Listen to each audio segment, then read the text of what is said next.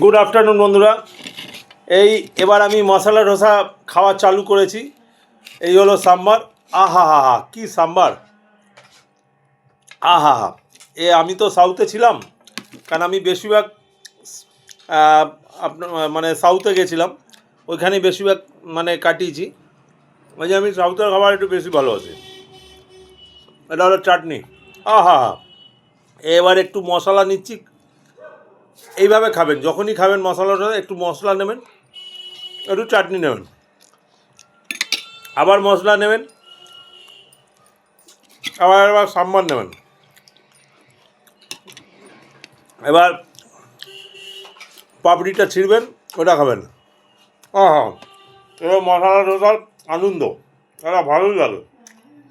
এই খেলাম। এরপর আমি একটা চা বানাবো, দুধের চা বা কফি খেতে হয়, খাবো। ওকে বন্ধুরা, আমি খাচ্ছি, আপনারা দেখুন।